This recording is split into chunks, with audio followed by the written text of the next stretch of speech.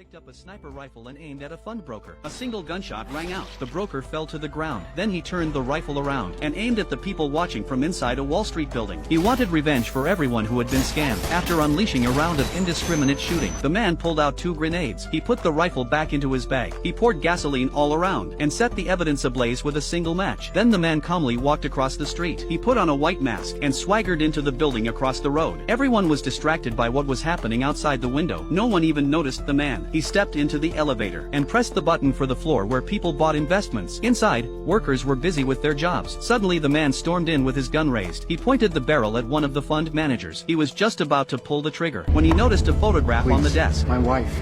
She's pregnant. It made him think of his own wife. The man decided to spare him. Hey, what the fuck is going on?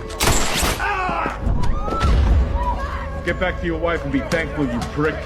But the others weren't so lucky. The man rushed into the next office. He unleashed all his rage. But there were too many fraudsters in this place, so the man lowered his gun. He pulled the pin on a grenade and threw it in. After the grenade exploded, the man kept firing at anyone in sight. In that moment, the office turned into a living hell. Meanwhile, a large team of heavily armed SWAT officers arrived. The man walked into the boss's office. He ordered the secretary out and finally came face to face with the person who had ruined his life. But the man didn't shoot immediately. He took off his mask and sat in the boss's chair. When the boss learned why the man was there, he didn't show a single sign of remorse. Instead, he mocked the man for being nothing but a tool. The man glanced at the security cameras and finally decided to play a game with the boss. He placed the gun on the table and started counting down from 3. Whoever grabbed the gun first would get to live. But the boss had no honor. Before the man finished counting, the boss snatched up the gun, but as he tried to fire, he realized there were no bullets inside. Just then, the SWAT team burst through the door. Before the boss could react, he was mistaken for the shooter and gunned down on the spot. The man was treated as a hostage and rescued. As soon as he reached the street below, a hand landed on his shoulder. It was his friend, a police officer. One look at the man, and his friend understood everything, but he chose not to expose the truth. He helped the man leave safely. Outside, another friend also saw him and said nothing. The two friends simply shared a silent understanding and watched as the man left this place of sin.